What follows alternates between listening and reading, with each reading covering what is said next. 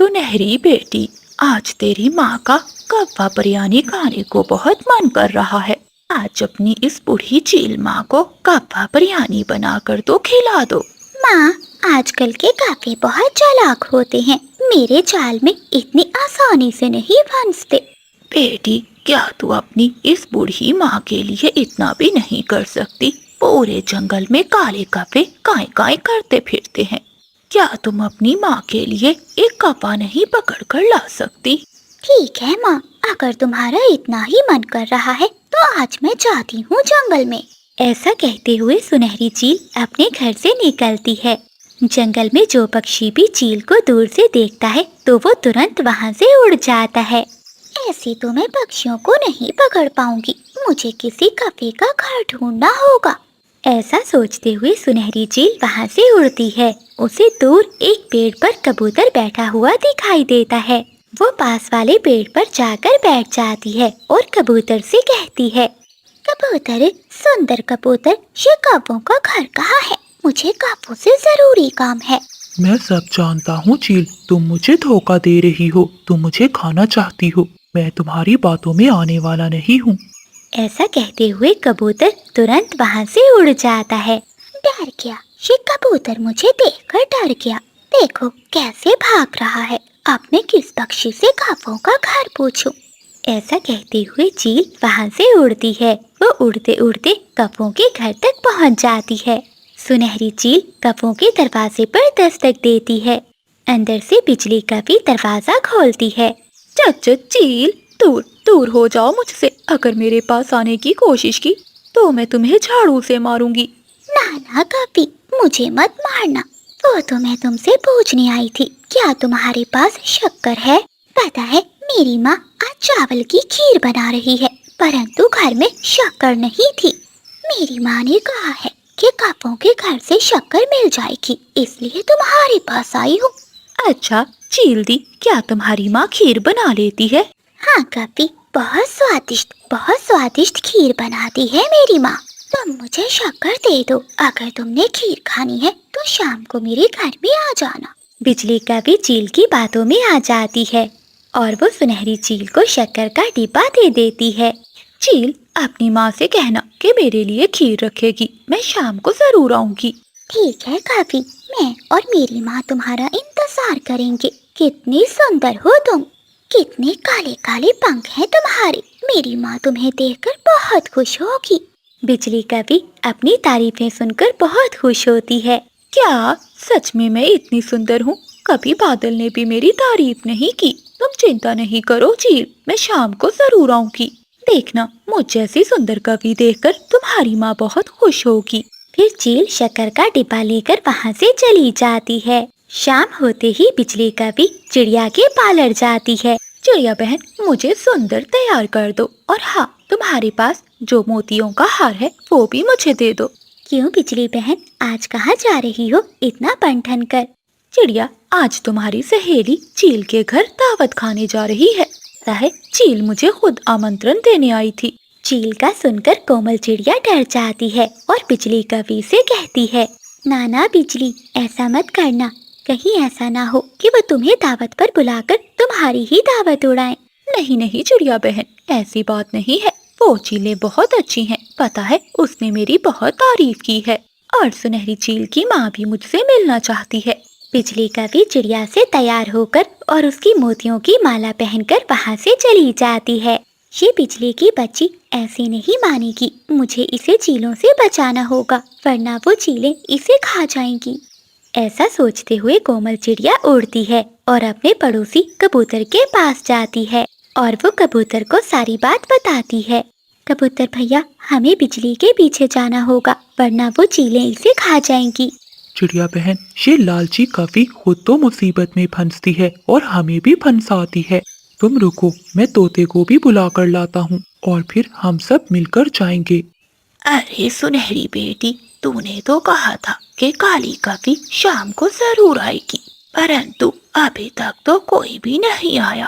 माँ, तुम चिंता नहीं करो, वो काली कवि जरूर आएगी। आज मैं अपनी माँ को कव्वा बिरयानी जरूर खिलाऊंगी। बिजली कवि उड़ती हुई चीलों के घर पहुँच जाती है। सुनहरी सुनहरी चील, दरवाजा खोलो, मैं हूँ बिजली कवि। माँ, आ गई वो काफी।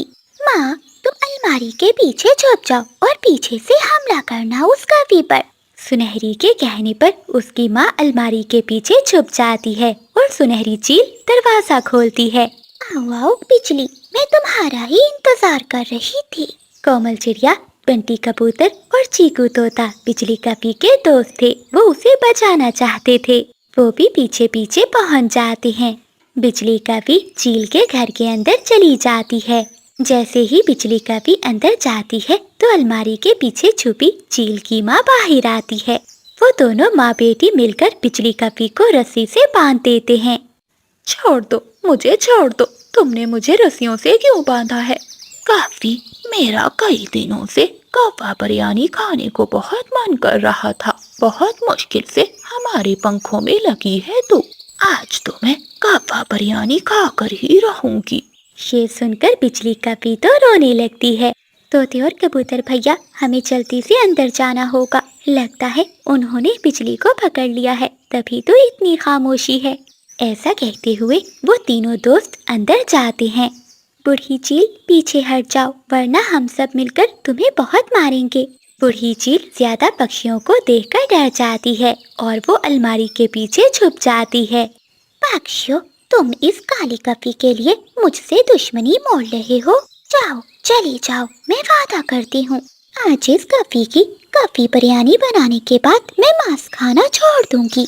चिड़िया बहन, मुझे बचा लो, मुझे इन चीलों से बचा लो। फिर वो तीनों दोस्त आगे बढ़ते हैं। चील पीछे हट जाती है। वो बिजली कपी की रस्सियाँ खोलते हैं और उसे आजाद करवाकर वहाँ से ले जाते हैं।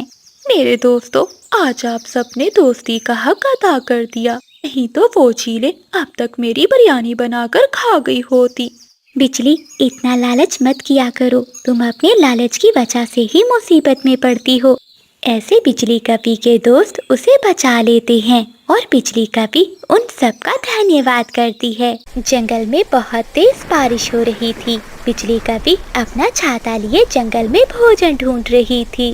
तभी उसकी नजर एक बूढ़ी फाख्ता पर जाती है, जिसके पास एक मीठा फल था। वो उड़ती हुई बूढ़ी फाख्ता के पास जाकर बैठ जाती है। माँ जी, अपना फल यहीं रख दो और जल्दी से इस बड़े पेड़ के पीछे छुप जाओ। तुम्हारे पीछे मैंने एक बहुत बड़ी चील देखी है। ये तुम क्या कह रही हो बेटी? कहाँ है चील? माँ जी, इस बात को छोड़ो, जल्दी से ये मीठा फल मुझे पकड़ाओ और उस बड़े पेड़ के पीछे छुप जाओ। अगर जान बचानी है तो जल्दी करो। वो बूढ़ी फाख्ता डर के मारे ऐसा ही करती है। वो अपना मीठा फल बिजली कवि को देकर खुद बड़े पेड़ के पीछे छुपकर बैठ जाती है। बिजली कवि वो मीठा फल उठाती है और वहाँ से अपने घर भाग जाती है।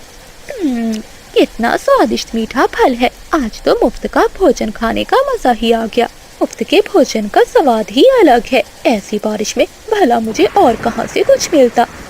काफी देर तक बूढ़ी फाख्ता उस पेड़ के पीछे ही छुपी रहती है। तभी वहाँ से कोमल चिड़िया गुजरती है। वो बूढ़ी फाख्ता को देखकर वहाँ आती है। माँ जी, क्या हुआ? आप ऐसे पेड़ के पीछे छुपकर क्यों बैठी हैं? क्या आप बारिश से डर रही हैं? चिड़िया की आवाज सुनकर बूढ़ी फाख्ता पेड़ के पीछे से बाहर आती है। नहीं चिड़िया बेटी, मैं तो अपना फल लेकर घर जा रही थी।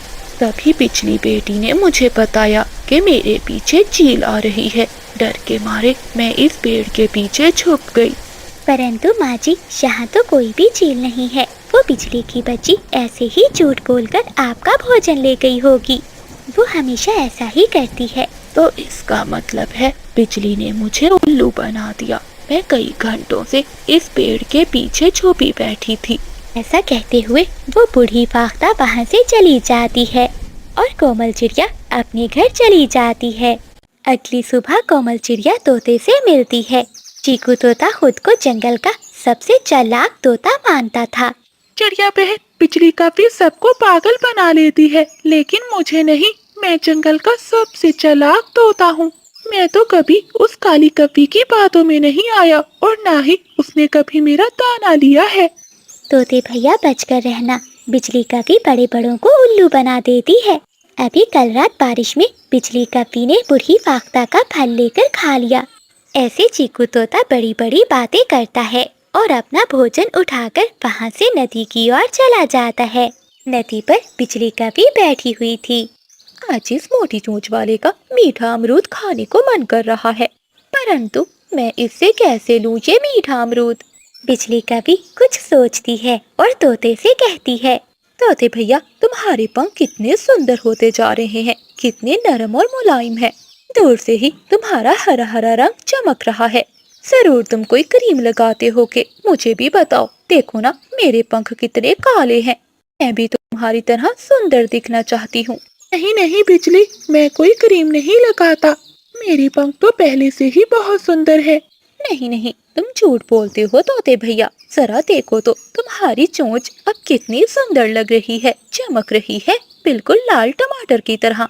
जरा नदी के पानी में तो देखो खुद को, कितने सुंदर लग रहे हो, फिर ही तुम्हें पता चलेगा। बिजली के कहने पर चीकू तोता खुद को पानी में देखता है और अपने आप को देखकर वो बहुत खुश हो जाता है। हाँ बिजली, तुम सच कह रही हो। अरे वाह, मैं तो पहले से भी ज्यादा सुंदर दिख रहा हूँ। तोते भैया, मैं जानती हूँ एक सुंदर तोती को, वो पहाड़ों पर रहती है। वो किसी सुंदर तोते को ढूंढ रही थी। क्या तुम उससे मिलना चाहते हो? सुंदर तोती का सुनकर तोता तो बहुत खुश हो जाता है। हाँ हाँ बिजली, मैं मिलना चाहता हूँ उस तोती से। वो तोती मुझे देखकर बहुत खुश होगी, क्योंकि मैं जंगल का सबसे सुंदर तोता हूँ। तो ठीक है तोते भैया, लाओ ये मीठा अमरूद मुझे दे दो, फिर मैं तुम्हें उस सुंदर तोती के पास ले जाती हूँ। तोता खुशी में वो अमरूद बिजली कपी को दे देता है। बिजली कपी तोते का वो अमरूद खा लेती है। चलो तोते भैया, अब मैं तुम्हें उस सुंदर तोती से मिलवाती हूँ। ऐसा कहते हुए बिजली कपी तोते को अपने साथ लेकर घने जंगल में से होते हुए पहाड़ों के पास पहुँच जाती है। बिजली, ये क्या, यहाँ तो कोई भी सुंदर तोती नहीं है। क्या तुमने मुझसे झूठ बोला था?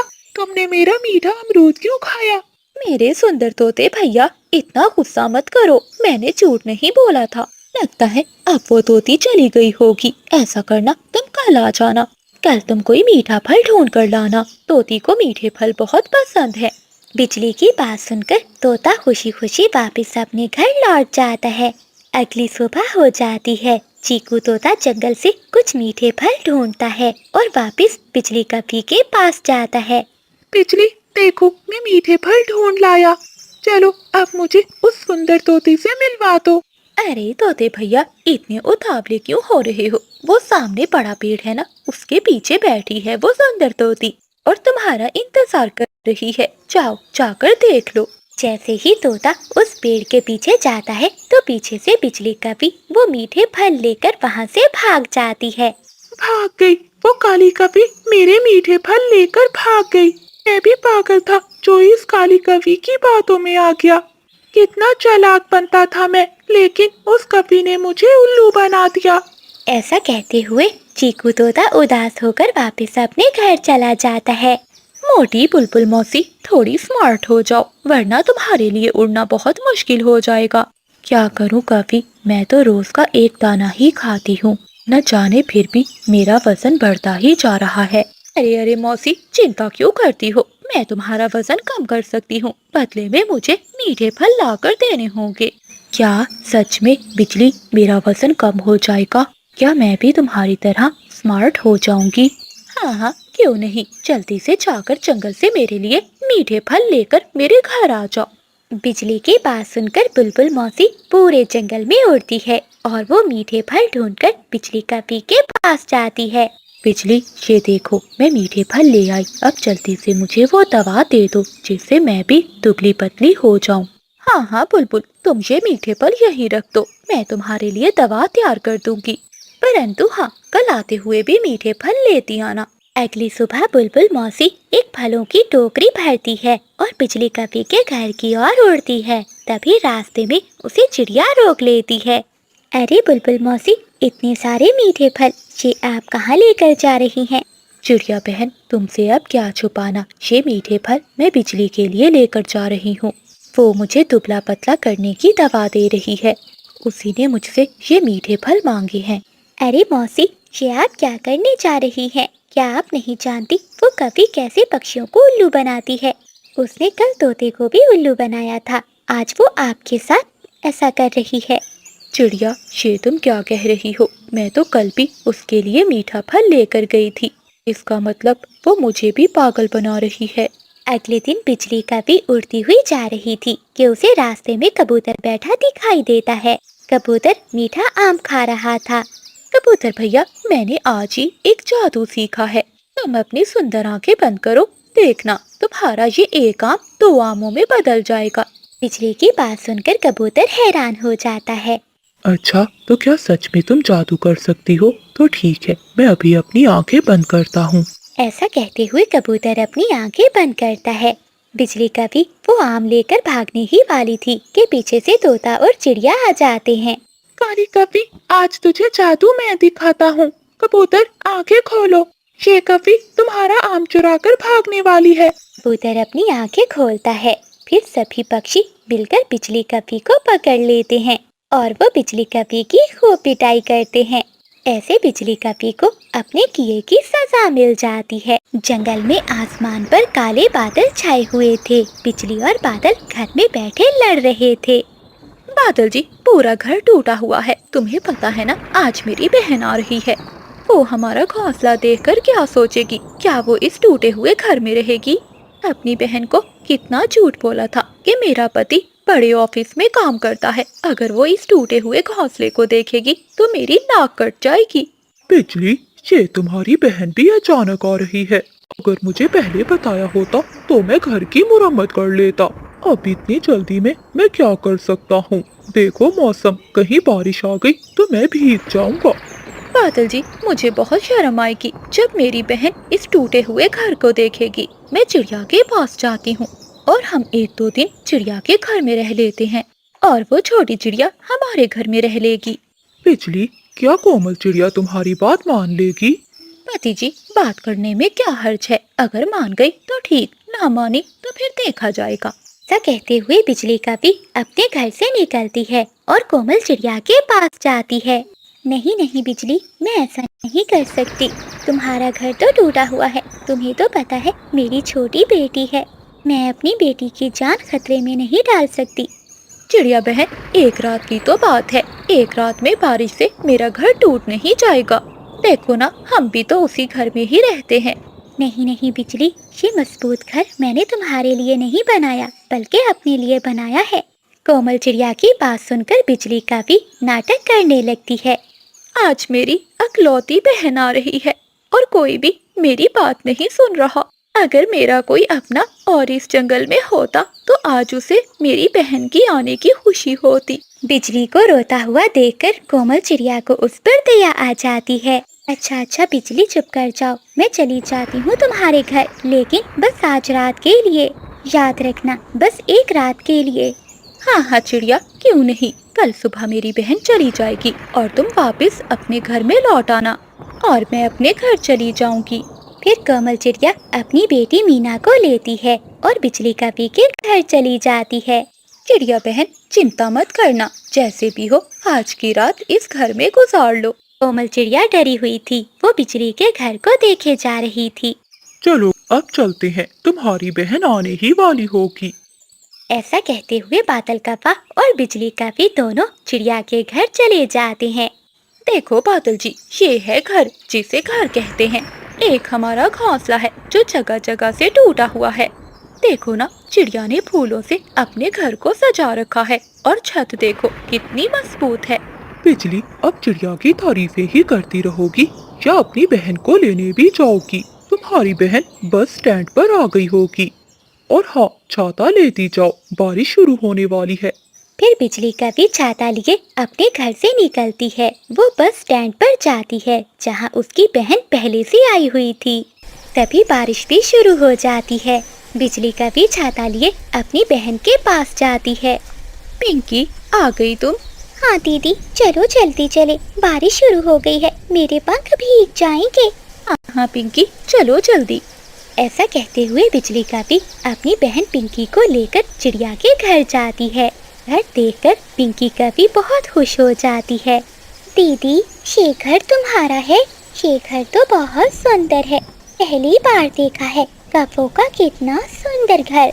हाँ हाँ पिंकी, तुम्हारे जीजा जी ने बनाया है। तुम्हारे जीजा जी बहुत मेहनती हैं, दिन रात काम करते हैं, दिन रात मेहनत करके ये घर बनाया है। जीजा जी, आपने बहुत सुंदर घर बनाया है। दीदी, मुझे बहुत भूख लगी है, अब जल्दी से भोजन दो। मम्मा, आप मुझे यहाँ क्यों ले आई हैं? देखिए ना, छत टपक रही है और घोंसला गीला हो रहा है और कपों के घर से कितनी गंदी बू आ रही है। हमीना बेटी, आप मेरे पास आ जाओ इस घोंसले में, और बू तो मुझे भी आ रही है। तुम यहाँ बैठो, मैं थोड़ी घर की सफाई कर लेती हूँ, फिर ही रात को नींद आएगी। फिर कोमल चिड़िया उन कपों के घर की सफाई करती है। पिछले कपी की बहन पिंकी बहुत थकी हुई थी, वो भोजन खाकर सो जाती है। बादल जी, कल पिंकी चली जाएगी, परंतु मेरा दिल नहीं मान रहा कि हम चिड़िया का इतना सुंदर घर छोड़कर जाएं। बिजली, सच बताऊं तो मैं भी यही सोच रहा हूँ। हम ऐसा करते हैं, इस घर पर पक्का पक्का कब्जा कर लेते हैं और कोमल चिड़िया को हमारा पुराना घर दे देते हैं। ये छत टूटी हुई है, न जाने वो कभी यहाँ कैसे रहते होंगे। आज रात मुझे जागकर गुजारनी होगी, कहीं ये छत हम पर ना गिर जाए। बारिश की वो रात कोमल चिड़िया जाकर गुजारती है और कभी आराम से चिड़िया के घर में सो जाते हैं। अगली सुबह हो जाती है, जंगल में बारिश भी थम चुकी थी। पिंकी कभी बिजली से कहती है, दीदी, तुम्हारे जीजा जी ने मुझे घर से निकाल दिया, इसलिए मैं हमेशा हमेशा तुम्हारे पास रहने आई हूँ। अपनी बहन की बात सुनकर बिजली कभी चौंक जाती है। क्या पिंकी, ये तुम क्या कह रही हो? जीजा जी ने ऐसा क्यों किया? दीदी, सारा दोष उस स्वीटी कभी का है। तुम्हारा जीजा जी उसके पीछे लगकर मुझे छोड़कर चला गया। थोड़ी देर बाद कोमल चिड़िया बिजली कपी के पास आती है। बिजली बहन, बहुत मुश्किल से हमने रात गुजारी है, अब अपना सामान उठाओ और यहाँ से चली जाओ। अब मेरा घर खाली कर दो। क्या? कौन सा घर? ये घर मेरा है, अब से मैं ही इस घर में रहूंगी। बिजली की बात सुनकर कोमल चिड़िया दंग रह जाती है। बिजली, ये तुम क्या कह रही हो? शर्म करो। मैंने तुम पर दया की, एक रात के लिए तुम्हें अपना घर क्या दे दिया? तुमने तो मेरे घर पर ही कब्जा कर लिया। अब सीधे से मेरे घर से निकल जाओ, वरना मैं शोर करूंगी और पक्षियों को बुलाऊंगी। बस बहुत हो गया छोटी चिड़िया, निकल जा अब मेरे घर से, वरना धक्के देकर निकाल दूंगी। चल भाग जा यहाँ से, जो करना है कर ले, मचा ले शोर। जंगल का कोई पक्षी भी मेरा कुछ नहीं बिगाड़ सकता। कोमल चिड़िया कबूतर के पास जाती है और उसे बुला कर लाती है। बिजली, ये सब गलत है। अगर चिड़िया ने तुम्हें एक रात के लिए अपना घर दे दिया तो तुम भी कुछ शर्म करो। बादल, वो बड़ी वाली लाठी तो लेकर आओ। इस गंदी आंखों वाले की चोंच कुछ ज्यादा ही चल रही है। बिजली कपी के कहते ही बादल कौवा अंदर से एक लाठी लाता है। कबूतर वो लाठी देखकर डरकर वहाँ से भाग जाता है। क्यों रे छोटी चिड़िया, अब तू भी मार खाएगी या यहाँ से जाएगी? नहीं नहीं, मुझे मत मारना, मैं जा रही हूँ। काली कवि, तुमने मेरे साथ अच्छा नहीं किया, देखना तुम्हारे साथ भी अच्छा नहीं होगा। ऐसा कहते हुए कोमल चिड़िया वापस चली जाती है। मामा, चलें, अब वापस अपने घर चलें। नहीं मीना बेटी, अब हम इसी घर में रहेंगे। उन काले कौवों ने हमारे घर पर कब्जा कर लिया है। मम्मा, भलाई का तो जमाना नहीं। मीना, बारिश के शुरू होने से पहले मैं इस घर की मुरम्मत कर लेती हूँ, क्योंकि अब से हमें यहीं रहना होगा। ऐसा कहते हुए कोमल चिड़िया जंगल में जाती है और जंगल से कुछ सूखी घास और लकड़ियाँ इकट्ठी करती है। वो कौवों के घर की मुरम्मत करती है, वो छत को मजबूत बनाती है और अंदर फूलों से सजावट करती है। रात होते ही जंगल में फिर से काले बादल छा जाते हैं और तेज बारिश शुरू हो जाती है। हवाएं बहुत तेज चल रही थी। चिड़िया की छत टूटी हुई थी, जिसका उसे भी मालूम नहीं था। तेज हवा के झोंके से चिड़िया का घर नीचे गिरकर टूट जाता है, लेकिन वहीं दूसरी ओर कोमल चिड़िया कौवों के घर में सुरक्षित बैठी हुई थी, क्योंकि उसने मेहनत से कौवों के घर को फिर से मजबूत बना लिया था। ये वीडियो मुकम्मल तौर पर फर्जी है और सिर्फ तफरीह और तालीमी मकासद के लिए बनाई गई है। इस वीडियो में दिखाई गई तमाम वाक़यात, किरदार और कहानियाँ मुकम्मल तौर पर फर्जी हैं। मुझे अभी आम खाने हैं, मुझे मीठे आम ला कर दे, वरना मैं खाना नहीं खाऊंगा। कबूतर राजा का बेटा बबलू अपने पापा के सामने ऐसा कहते हुए रो रहा था। कबूतर जी, बबलू कब से जिद कर रहा है, आप इसे मीठे आम ला दीजिए ना। बबली, तुम तो जानती हो कि अभी आम का मौसम नहीं है। जब गर्मियाँ आएंगी तो मैं ढेरों आम ला दूंगा। नहीं पापा, मम्मा मुझे अभी आम चाहिए, नहीं तो मैं कभी आप दोनों से बात नहीं करूँगा। बंटी जी, मैंने सुना है कि गर्म जंगल में आम लगे हुए हैं, आप इसे वहाँ ले जाइए। नहीं बबली, मेरे पास समय नहीं है। मुझे एक जरूरी काम से दूसरे राज्य में जाना है। लेकिन हाँ, कोमल चिड़िया को बुलाता हूँ, वो बहुत समझदार है, वही शहजादे को वहाँ लेकर जा सकती है। सिपाहियों, जाओ और कोमल चिड़िया को बुला कर लाओ। राजा कबूतर के कहने पर सिपाही कोमल चिड़िया के पास जाता है। कोमल बहन, तुम्हें राजा कबूतर ने बुलवाया है, बहुत जरूरी काम है। ठीक है उल्लू सिपाही, चलो मैं तुम्हारे साथ चलती हूँ। पड़ोसी कौवे कोमल चिड़िया को सिपाही उल्लू के साथ जाता हुआ देखकर जल जाते हैं। बादल जी, जरा देखो इस कोमल को, जब देखो राजा के आसपास भटकती रहती है और राजा कबूतर इसे इनाम में ढेर सारे गहने भी देता है। बिजली, उल्लू खुद बुलाने आया है चिड़िया को, जरूर कोई काम होगा। चलो चिड़िया का पीछा करते हैं। ऐसा कहते हुए वो दोनों पति पत्नी कोमल चिड़िया के पीछे पीछे उड़ने लगते हैं। कोमल, बबलू जिद कर रहा है कि उसे आम खाने हैं। मैं तुम पर भरोसा करता हूँ, इसलिए तुम बबलू को लेकर गर्म जंगल में जाओ और इसे जी भरकर आम खिलाकर वापस ले आओ। जो हुक्म राजा जी, मैं बबलू को लेकर जाती हूँ और सुरक्षित आपके पास लेकर आऊंगी। ऐसा कहते हुए कोमल चिड़िया छोटे शहजादे को लेकर वहाँ से चली जाती है। दूर बैठे कौवे ये सारी बातें सुन रहे थे। वो चुपके से चिड़िया का पीछा करने लगते हैं। आधे रास्ते में जाकर छोटा शहजादा थक जाता है। चिड़िया आंटी, मेरे पर थक गए हैं, अब मैं और नहीं उड़ सकता, अब मैं इस पेड़ पर ही आराम करूँगा। छोटे राजकुमार जी, हम बस पहुँचने वाले हैं, यहाँ रुकना खतरनाक हो सकता है। मैं नहीं जानता, तुम जाओ, मेरे लिए आम तोड़ कर लाओ, मैं बस यही इंतजार करूँगा। छोटे शहजादे के ऐसा कहने पर कोमल चिड़िया वहाँ से आमों के बाग की ओर चली जाती है। बिजली और बादल एक पेड़ के पीछे छुपे ये सब देख रहे थे। बिजली, देखो यही सुनहरा मौका है। अगर हम शहजादे को गायब कर दें तो राजा गम से नाढाल हो जाएगा और फिर हम इस जंगल के राजा और रानी बन जाएंगे।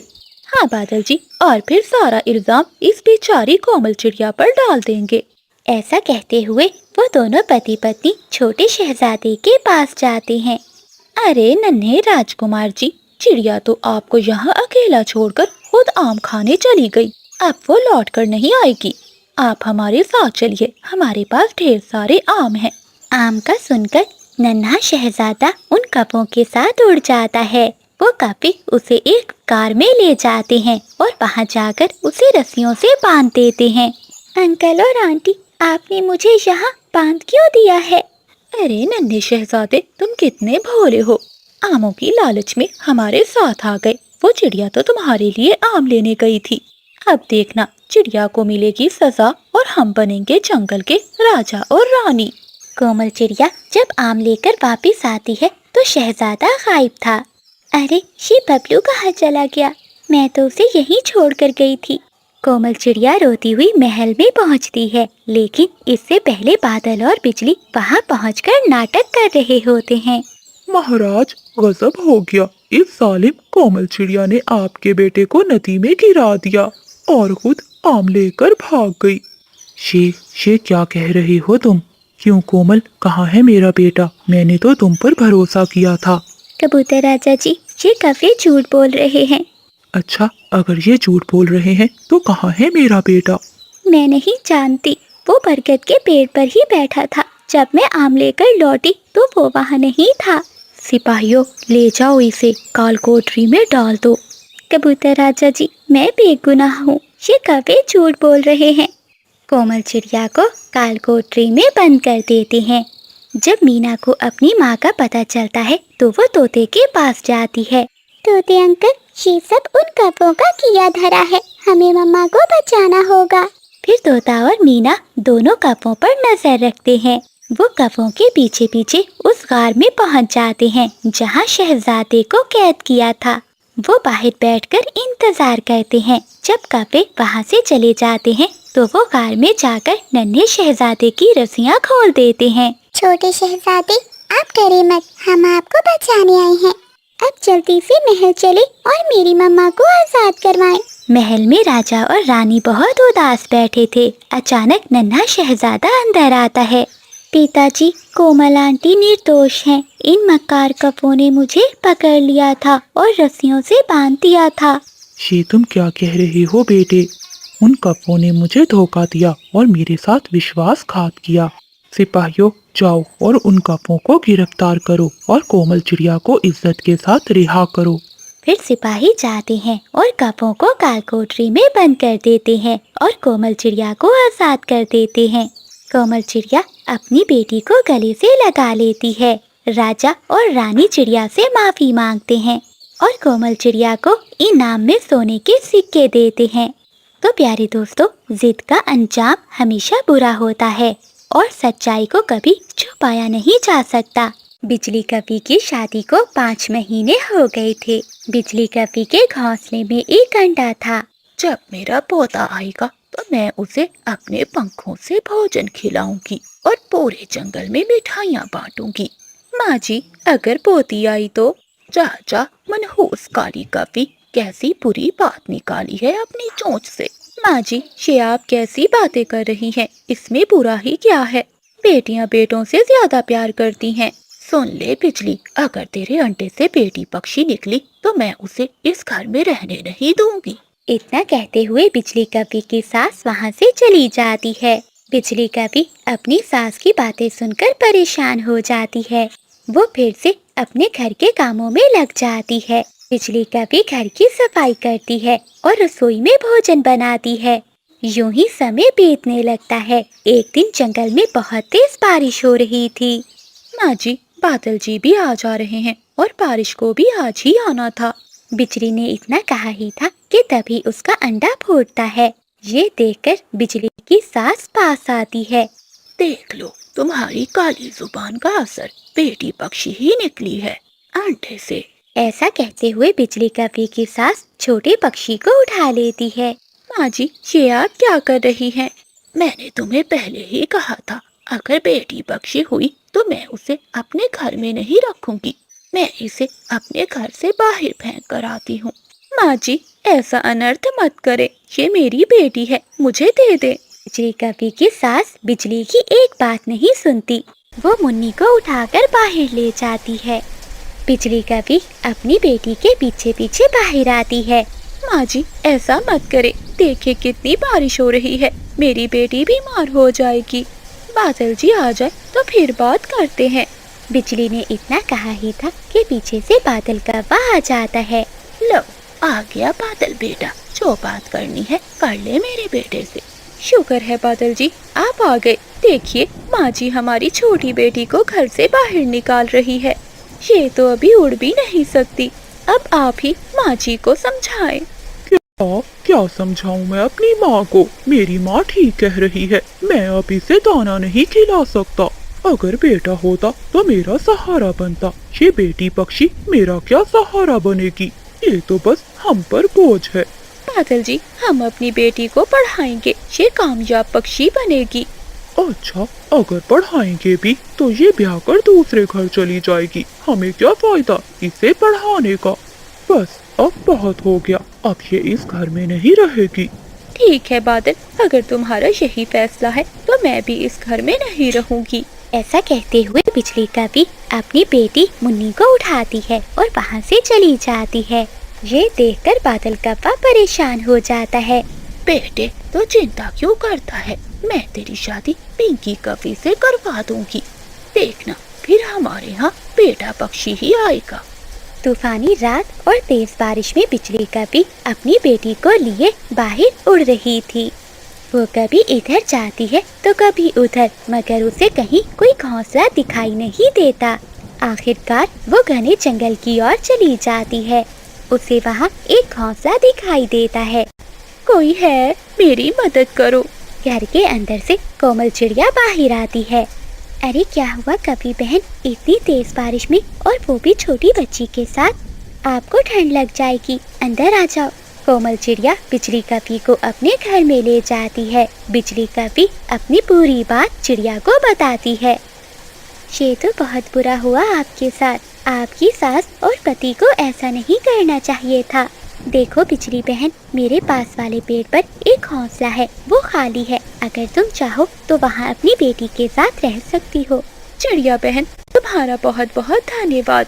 मुश्किल समय में तुमने हमारी मदद की, जबकि मेरे अपनों ने मुझे घर से निकाल दिया।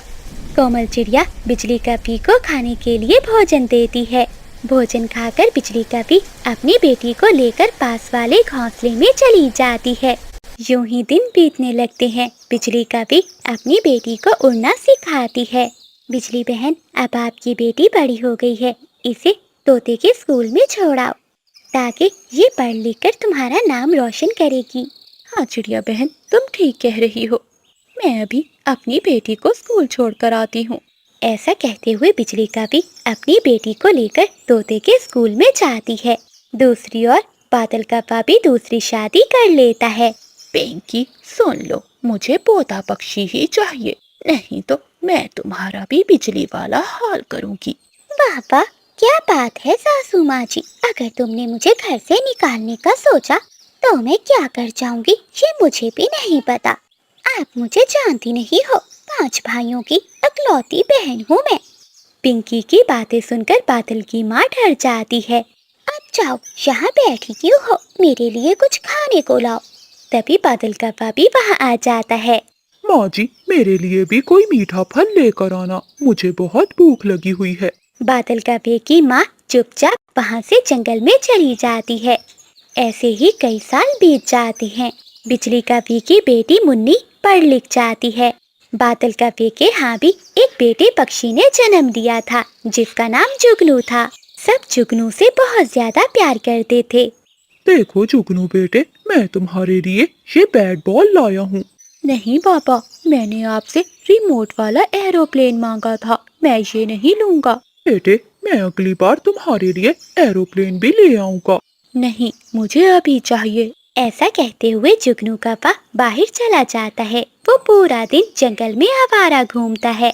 मम्मा देखिए, मेरी नौकरी लग गई, अब मैं मीना डॉक्टर के साथ काम करूंगी। शाबाश मेरी मुन्नी, तुमने साबित कर दिया कि बेटियां कभी बोझ नहीं होती। अगर बेटियों को काबिल बनाया जाए तो वो भी माँ बाप का सहारा होती हैं। एक दिन बादल कप्पा बहुत बीमार हो जाता है और वो जुगनू से कहता है, बेटा, मुझे डॉक्टर के पास ले जाओ, बहुत बुखार है। क्या पापा, मैं इतना फारिग हूँ, मुझे और भी काम है, आप खुद चले जाएं। बादल कप्पा खुद ही उड़ता हुआ डॉक्टर के पास चला जाता है। वहाँ मुन्नी कपी बादल का चेकअप करती है और वो दवा देती है। बादल कप्पा मुन्नी कपी को देखकर पहचान लेता है। वो अपनी बेटी को देखकर अपने मन ही मन में बहुत शर्मिंदा था। अंकल, आप मेरे पिता जैसे हैं और बहुत बीमार हैं, आप ऐसे उड़कर ना आइएगा, मैं आपको दवा आपके घर दे जाऊंगी। कितनी काबिल है मेरी बेटी, काश मैंने अपनी पत्नी और बेटी को घर से ना निकाला होता। ऐसा कहते हुए बादल कप्पा शर्मिंदा होकर वहाँ से चला जाता है, परंतु वो मुन्नी कपी को कुछ नहीं बताता। आज मुझे अपने किए की सजा मिल रही है। इतनी अच्छी और काबिल बेटी मिली थी मुझे, लेकिन मैं इस काबिल नहीं था। बादल कप्पा अपने किए पर बहुत शर्मिंदा था, लेकिन अब शर्मिंदा होने का कोई फायदा नहीं था। ये वीडियो मुकम्मल तौर पर फर्जी है और सिर्फ तफरीह और तालीमी मकासद के लिए बनाई गई है। इस वीडियो में दिखाए गए तमाम वाक़यात, किरदार और कहानियाँ मुकम्मल तौर पर फर्जी हैं। इनका हकीकी वाक़यात या लोगों से कोई ताल्लुक नहीं। इस वीडियो का मकसद बच्चों को हिफाजत और फैसला साजी करने से आगाह करना है। बराह करम इसे गलत तनाज़ुर में ना लें। घने जंगल में कई दिनों से बारिशें लगातार हो रही थीं। बारिशों और तूफानी हवाओं ने पक्षियों का जीना मुश्किल कर दिया था, क्योंकि कई दिन गुजरने के बाद भी बारिश थमने का नाम नहीं ले रही थी। बबलू के पापा, घर में भोजन नहीं है, आज अनाज के 2 दाने ही पड़े थे, जो मैंने अपने दोनों बेटों को खिलाकर सुला दिया है। चिंता मत करो बबली, मैंने कोमल बहन से बात की हुई है, हम कल जाकर जंगल